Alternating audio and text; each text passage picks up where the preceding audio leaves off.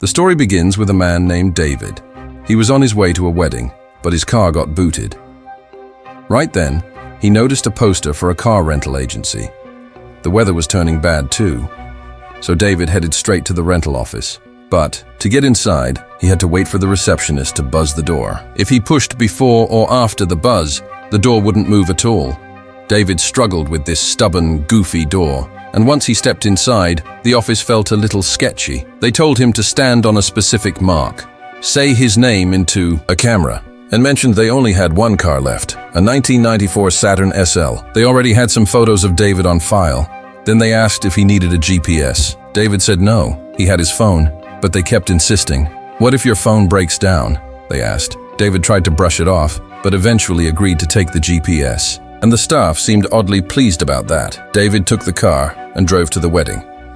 There, he noticed a woman named Sarah, who showed up in the exact same car. During the ceremony, their eyes met. The bride introduced them, and they realized they lived in the same city. David offered her a drink, but Sarah said, "No, I'm good." She went off to dance, while David stepped outside for a smoke. Sarah eventually joined him outside, laughing. "Stop trying to be charming," she told him. David asked why she was afraid of him. She said she wasn't afraid of him. She was afraid she'd hurt him. David replied, "Who knows? Maybe I'll be the one to hurt you." He asked her what she thought about marriage. Sarah didn't believe in it at all, but David wanted a wife and 3 kids. So Sarah asked, "Do you want to marry me?" David joked, "You've destroyed some men, haven't you?" Sarah admitted she had, and plenty of men had destroyed her too. She asked him to dance, but David said, "I don't dance." So Sarah danced with someone else, and David just watched her. Later, he went to his room, regretting not dancing with her. Meanwhile, Sarah was in her room with the same guy she danced with. The next day, David left. But suddenly his GPS spoke. "David, do you want to go on a big, bold, beautiful journey?" Shocked, David said yes. The GPS told him to say it with emotion. When he did, it directed him to Kiki Plaza for a cheeseburger. At the same plaza, Sarah was eating the same burger. They saw each other again. Sarah walked over, but neither of them had anything to talk about. She asked, "Are you going to ask me out or anything?" David asked if she wanted to be asked out. He thought her marriage talk last night was a joke. Sarah said, "I guess you'll never know." They walked outside and suddenly the rain stopped. They noticed they were both driving the exact same car, rented from the same company. They said goodbye and headed to their cars. David paused and said, "Sarah, I do dance." But the moment he sat inside, his car spoke again, telling him to go pick her up. Meanwhile, Sarah's car wouldn't start. So their journey together in the same car officially began. Their first stop came when the car halted in the middle of a forest. Right ahead of them was a red door standing alone among the trees. They opened it and walked through. David recognized the place instantly. It was an old lighthouse in Canada. He'd been here before. "It's funny," he said, "how the most beautiful places can make you feel the most alone. There are so many places where you climb to the top and look down, because you're supposed to have some kind of epiphany about who you are and where your life is headed." Sarah asked if he knew where his life was heading. David admitted he didn't. After enjoying the view, they headed back to the car. Neither had any idea how this was happening. Who put that door in the middle of the woods, and why? Their next stop took them to another mysterious door, but this one was locked. Sarah knocked, and surprisingly, the security guard inside knew her. Turns out it was the back door to her favorite museum. She used to come here all the time. As David looked at the paintings, Sarah opened up. Her mom had passed away when she was 19. They used to visit this museum together once every month. The security guard loved her mom, so he'd let them in after hours. Then Sarah said something heavy. "I think my dad is alive, but I wish he was dead." As they got back in the car, she told David about a road trip she once took with her dad. They went to see baseball. He loved it, she didn't. She even got sick on the trip. Yet somehow, she admitted it was actually a pretty good time. David asked why she was single. Sarah replied, "Because I cheat. Even when the person I'm with is perfect, I'll cheat." David didn't expect that. He told her he was single because he hadn't found the right one yet. But Sarah didn't believe him. Their next stop was the door to David's high school. He instantly looked nervous. Inside, a musical was underway. His teachers talked to him like he was still 15. He even saw Cheryl, the girl he used to be in a musical with. David had played J. Pierpont Finch. He explained he once planned to confess his love to Cheryl, but she loved someone else, someone who didn't treat her well. He said he used to go home afterward and cry a lot. Now he was getting ready to tell Cheryl again. David got his makeup done. His parents showed up to watch. They always told him he was special. Sarah listened quietly. The musical began. David was shaky at first, but he performed well. Sarah loved it. His parents enjoyed it too. Then Cheryl took the stage, and David watched her closely. After the performance, he finally told her, "I love you," and just like before, Cheryl gave him the same answer. This time, David told Cheryl that she'd break up with that guy in 6 months. She'd marry someone else, and she'd divorce him too. Cheryl got tired of David chasing her, and she walked away.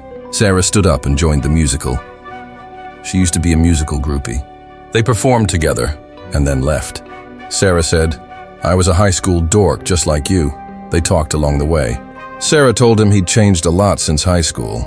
David said he used to believe everything would work out, that he'd always get what he wanted, and he'd be happy. Sarah pointed out that his parents called him special at least 30 times.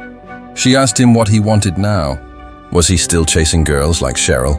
David said nobody was worth chasing anymore. Sarah asked, "You're not chasing me, are you? Because if you are, then stop. You'll get hurt."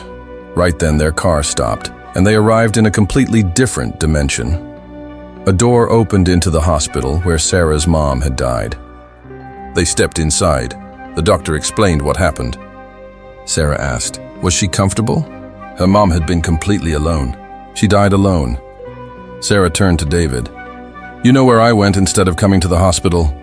David said, "To that museum?" He tried to comfort her, saying she went to her mom's favorite place. But Sarah broke down. "I'm bad. I'm horrible. I didn't go to the museum. I was having an affair with one of my professors. I was with him, and my mom died alone." Sarah went to see her mom's body. She talked to her, remembering how her mother never said no. No matter how exhausted she was, she always gave. Meanwhile, David found himself face to face with his father.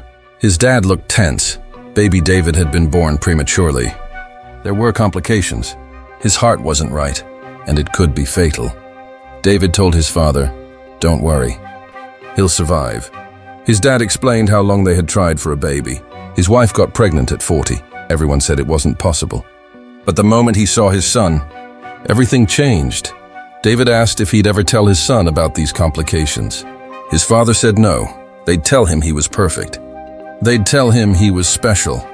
David looked at him and said, "You're a good dad." Meanwhile, Sarah sat beside her mother's body, wishing she could have told her about David. When David and Sarah met again in that strange dimension, David came carrying gifts. "These aren't for you," he said. "They're for my girlfriend, someone who's really bad for me." They took the gifts and continued their journey. Their bond felt stronger than ever. Then the GPS spoke. "You both have earned a break." They were approaching a scenic overlook.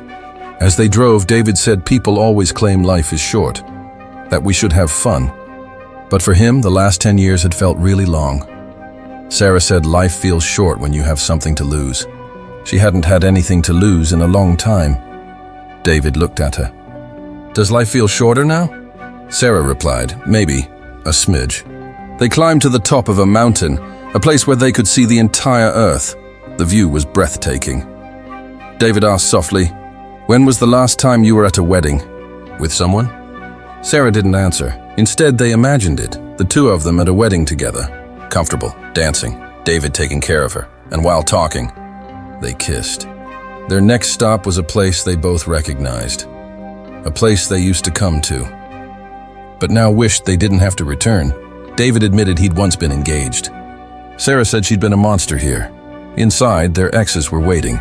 David's ex-fiancée gave him back his ring. She asked if he was sure he wanted to end things. This breakup wasn't her choice. It was his. She still wanted to stay. Meanwhile, Sarah's ex had booked her favorite restaurant. But she told him everything up front. "I'll leave you tonight.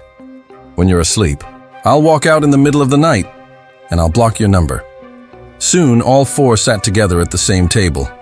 Sarah explained her breakup first. She liked him at the start. They had fun. But when things got serious, he cared too much. She didn't want that. She left him because he loved her too much. David shared his side. He had chased his ex in the beginning, made her happy, pleased her every day. But once he had her, his interest faded. He felt she'd never be able to keep him happy. She looked him in the eyes and said, "No one is enough for you." Right after they left, a deer crashed into their car. The car flipped. Their phones were destroyed, and the vehicle caught fire.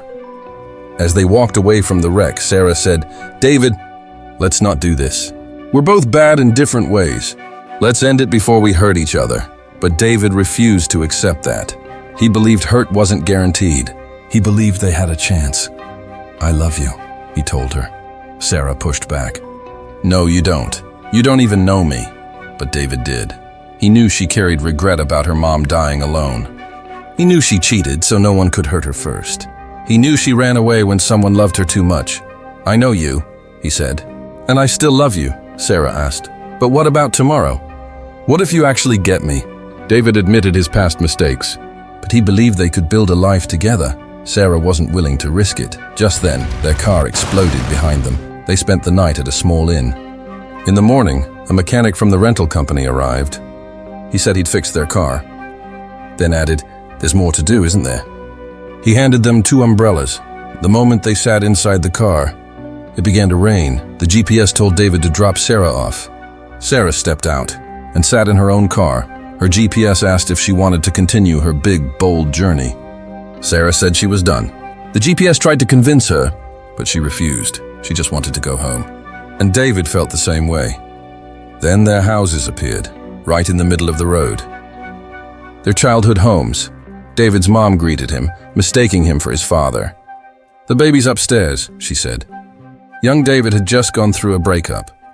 The real David would have to face him. Meanwhile, at Sarah's childhood home, her mom was still alive.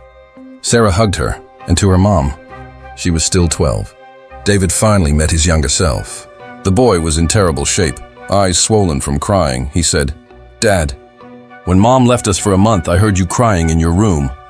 I wanted to comfort you, but I couldn't." The real David had never had this conversation with his father. Meanwhile, Sarah asked her mom to pretend she was older. She confessed she was terrible with men. Her mom smiled and said, "Oh, so much." David told young David that the world is messy. It's full of uncertainty, but parents try their best to protect their kids from that. He reminded him that his mom and dad loved him very, very much. Sarah told her mom she was scared. She didn't think she'd be a good adult.